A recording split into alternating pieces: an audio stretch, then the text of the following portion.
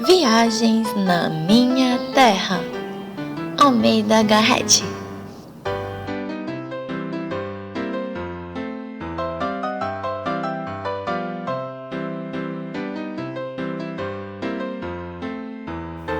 Para começar, vamos falar um pouquinho sobre nosso autor.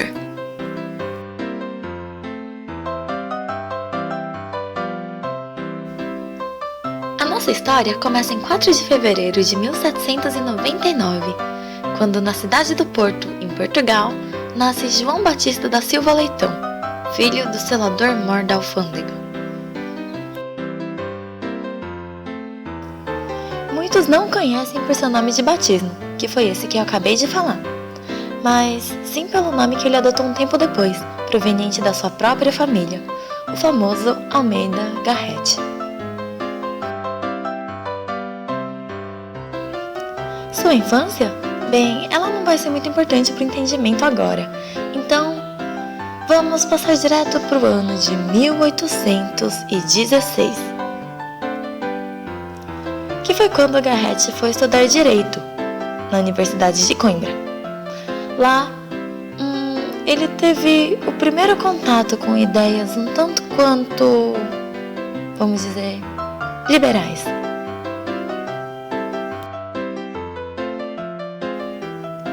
Em 1823, por causa de um golpe de Estado lá em Portugal, a Vila Francada, Garrett foi para a Inglaterra, onde ele conheceu a literatura romântica de lá, com autores como Shakespeare, Walter Scott, entre outros, né? Ele foi o criador da prosa moderna portuguesa, como romancista. O romantismo português também teve 3 gerações, mas elas não foram tão bem definidas quanto as do romantismo brasileiro. Mas hoje só falaremos da primeira, que foi a que pertenceu ao nosso querido autor. Lá, eles faziam muitas referências ao neoclássico, tomando questões como a mitologia grega, o classicismo. Faziam referências à história, à política e a questões como o nacionalismo também.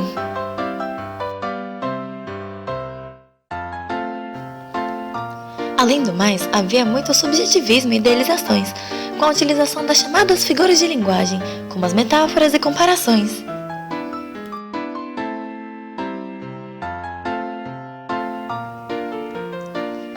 Garrett também é considerado o pai do romantismo português, tendo as características como sentimentalismo, pessimismo, o culto ao sonho e à natureza, assim como alguns ideais liberais, tomando por base o contexto em que vivia, né?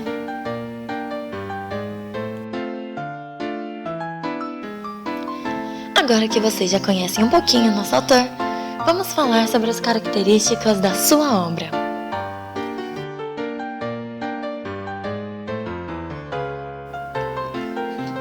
Viagens na Minha Terra não nasceu como um livro. A obra foi publicada inicialmente na forma de folhetins, que vinham na Revista Universal Lisbonense, entre os anos de 1845 e 1846. Foi apenas em 1846 que finalmente a publicaram na forma de livro.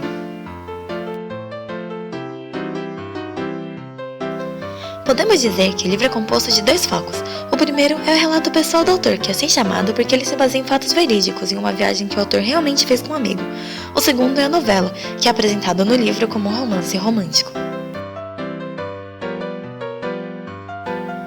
No decorrer do livro, são utilizados inúmeros intertextos, ou seja, muitas referências a outros autores, pensadores e filósofos. Dentre eles, temos Shakespeare, que já foi aqui citado, Camões, Goethe e até mesmo Homero.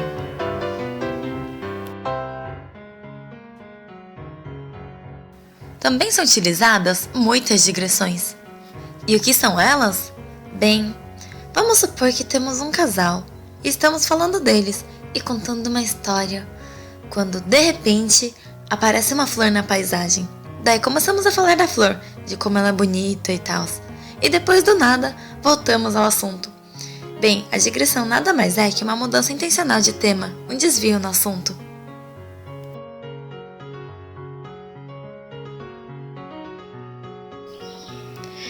Bem, agora vamos à história, a um resuminho dela na verdade. Um dia, em seu quarto, Almeida Garrett, refletindo sobre o mundo, tem a brilhante ideia. decide rumar em uma viagem de Lisboa a Santarém. Partindo em sua viagem com alguns colegas, faz várias observações sobre a sociedade, a arquitetura e vários outros pontos sobre Portugal naquela época.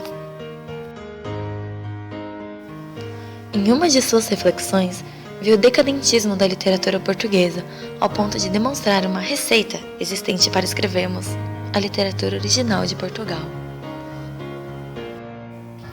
O autor teria escrito em um dos capítulos: todo drama e todo romance precisa de uma ou duas damas, um pai, 2 ou 3 filhos de 19 a 30 anos, um criado velho, um monstro encarregado de fazer as maldades e vários tratantes, além de algumas pessoas capazes para intermédios. Através de algumas intervenções e edições nesses personagens é que fazemos a nossa literatura original.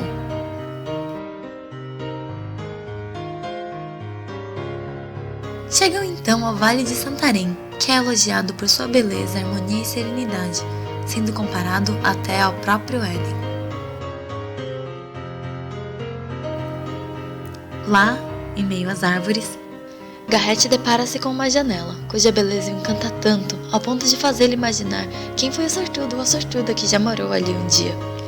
Um de seus companheiros de viagem, então, lhe conta que já houve realmente uma história por trás dessas idealizações. E aqui começa a narrativa da Menina dos Rouxinóis, que era mais ou menos assim. Moravam na casa cuja janela o autor idealizava 2 pessoas. Uma gentil jovem de 16 anos, dona de cabelos cacheados castanho escuros que iam ficando lisos à medida que se estendiam, com olhos de um verde puro e brilhantes como as mais preciosas esmeraldas. Seu nome era Joaninha. E também sua avó, Dona Francisca, que já era velha e cega.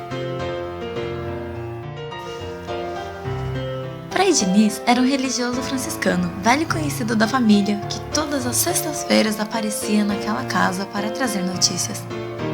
E essa era a sua história. Antes de seguir o rumo religioso, Frei Diniz era apenas Diniz de Ataíde.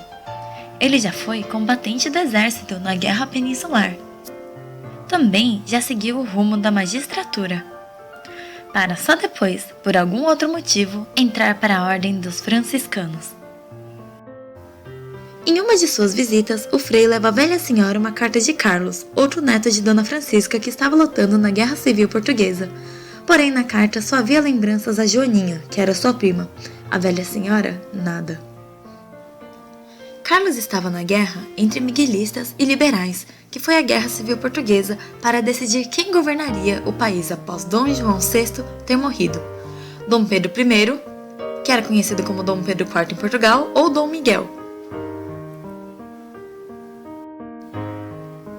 Um fato curioso é que Dona Francisca e Frei Diniz mantinham algum tipo de segredo em relação a Carlos. Mas ninguém sabia. Até que, em um dia, a guerra chega a Santarém. E eis que, enquanto Joaninha descansava sob uma árvore, um oficial se aproxima e a olha. Qual é a surpresa se não descobrir que o oficial, na verdade, era Carlos, primo de Joaninha?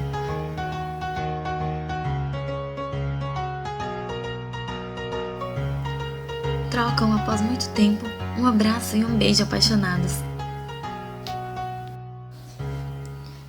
E Joaninha lhe fala sobre a saudade que a avó sentia dele, desejando levá-lo à sua casa.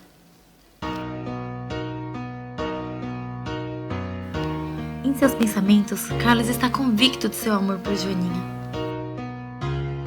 Mas e quanto a Georgina, sua esposa na Inglaterra? Joaninha não sabia de nada.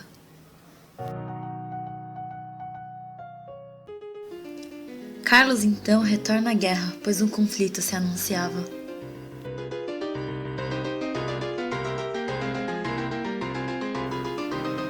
E ali é ferido, sendo levado junto com outros combatentes para um hospital em Santarém.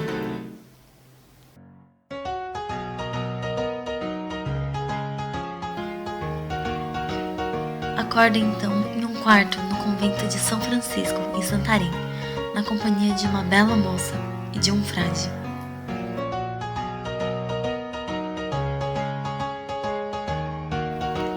A moça de que falamos era ninguém menos que Georgina, esposa de Carlos. Os dois ficam em diálogo quando Carlos declara seu amor por Georgina, mas ela esclarece que já sabe de tudo e diz que já não o ama mais, que já conhece sua prima e avó e que elas irão logo visitá-lo.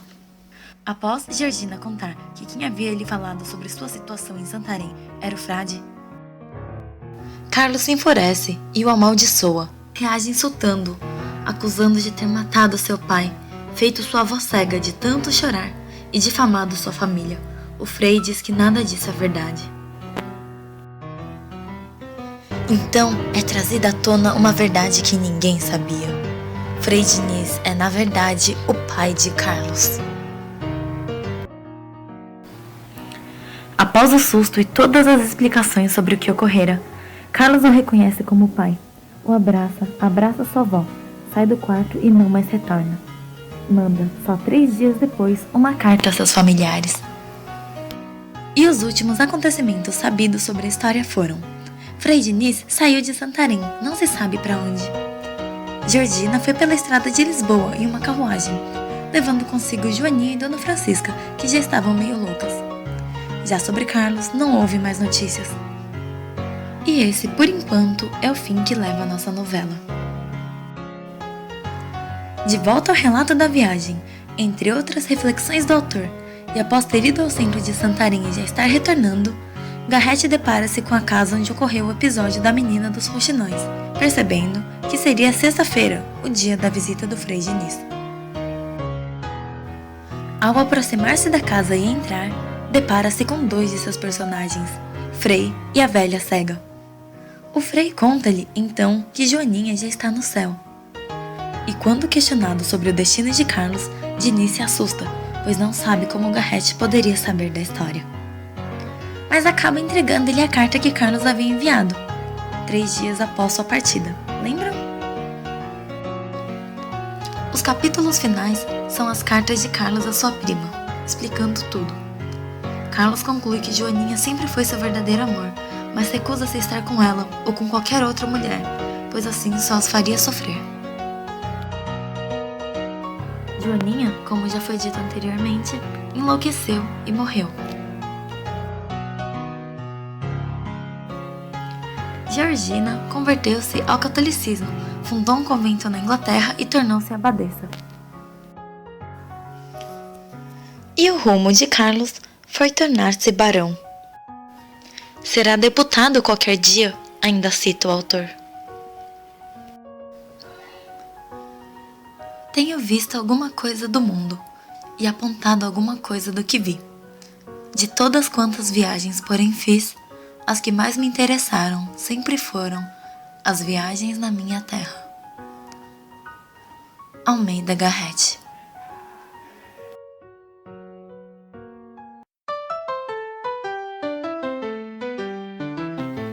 Desenhos, narração e edição por Suemi Tanaka.